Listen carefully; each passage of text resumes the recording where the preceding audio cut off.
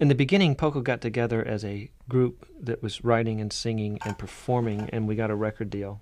When the group came back together this time, we got a record deal, and then we individually wrote and brought to the table the songs that we felt the best about, and then we recorded, and now we'll perform after that. So it's a reverse process.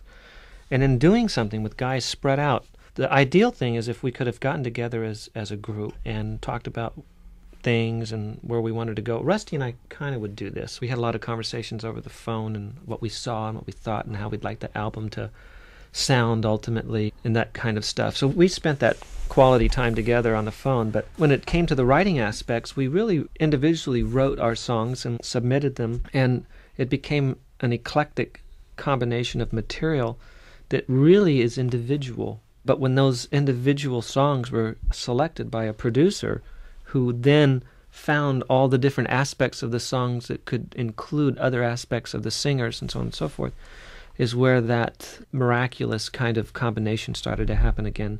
If we wouldn't have had that kind of support, it would have been very difficult. He was the person to form the record. He and Alan Kovac, they selected the material, and Alan is very radio conscious in terms of what he feels sounds right and what lyrically works and so on and so forth, and did a very good job in selecting 3 songs, one of which is our first single. The other of which I have to really commend him on, because When It All Began was not a song when we got it. It was a track with some chords that were very redundant in my mind, and I didn't hear it, and Rusty didn't hear it, and we couldn't figure out what he was doing. And then when he gave the track to Richie and said, you know, what I'd like you to do is write a song about what it was like when it all began for you guys way back when, and Richie wrote the lyrics, suddenly it worked, and we knew what it was for. Well, I think the vocals, that's one thing I was impressed with in the studio. Rather than somebody just saying, I have to sing this song, we each would try, there were a couple of songs we weren't sure of. And I tried to sing it, James would try to sing it, Rusty would try and sing it. Whoever voice sounded the best, that's what was nice, is making a good record. Not worried about who should sing the song, just make the good record. Rough Edges was a song that Rusty had written for me to do. It was too far out of my range, and I didn't think I'd be able to do a good job on it. And as it turned out, when Randy sang it, it was perfect, because he had just that edge, plus his range is much higher than mine, and it made a much better song out of it. Call It Love I had sang and did a good job on it, but David felt that the sound of his voice would be more apropos for it, because of all the years that Poco had been really making records, it was a hit song in his mind, and he wanted to have a voice that people would remember. And the combination, again, of those elements is what I was talking about earlier, where we needed to turn loose of certain aspects of what we thought was right or wrong and let these guys do their job. And I think it worked.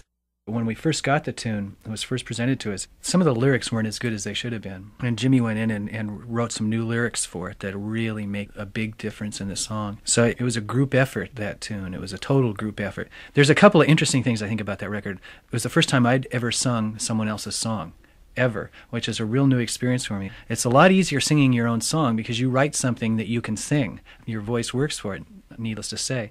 To sing somebody else's song is a whole different thing, and I really enjoyed that. The chorus is a real rip-off on Smokey Robinson, I thought. And when I was writing at home, I had this, who else? It just kept going through my mind.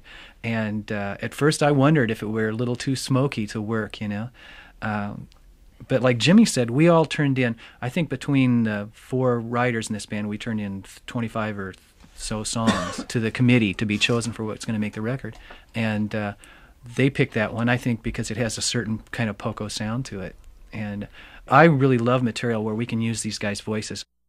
We didn't really have a lot of time to do some of the intricate background parts that I personally would have liked to have seen, but on a couple of the records, that of which we all 4 of us sang on that record. So those records I'm particularly fond of, because I loved hearing our voices sing together. It was a song that I had written originally for a movie that starred David Keith called Independence Day. The song is about a person who was caught in a small town and wasn't able to discern whether they should leave this town and all their history and all that and move to Hollywood, which is very similar to what a lot of us have gone through. And the song had to reflect in the beginning of the movie what this person did and what they were about. And then at the end of the movie, it had to also reflect the fact that they had done it, and that's what it was about. And to find a lyric that would work all through the movie and keep the consistency and not give away the punchline was what my challenge was. And once the song was written and used in the movie, it was gone. And I had pulled it out and going through my unrecorded songs and things like that. And someone said, "Golly, you really that ought to consider singing that song for your own album." And then at that point, I thought, why don't I submit it to Poco, because I think it would make a better group song. He wrote the song pretty much with me in mind. I had done some work with Richard on his first album, I think it was, with Joe Walsh. I'd gotten Joe Walsh, and I sang on it, along with Timothy B. Richard had actually not finished the song and asked me to try and write to it, and I did, but I was working on the road with another band at the time by the time I got back into L.A. and didn't really have enough time to really think it out more, and so he went ahead and finished it. We haven't played together really in 20 years, as this group, but one of the things that Rusty had mentioned is that, we really enjoyed working together as musicians and playing our parts together and bouncing off one another. And I think it is going to be fun to get everybody back. And there are different levels of musicianship that we've all kind of gone through and changed, and, the group has changed, thank God. So I think when it comes time to performing again, it'd be fun seeing how we can get all of our history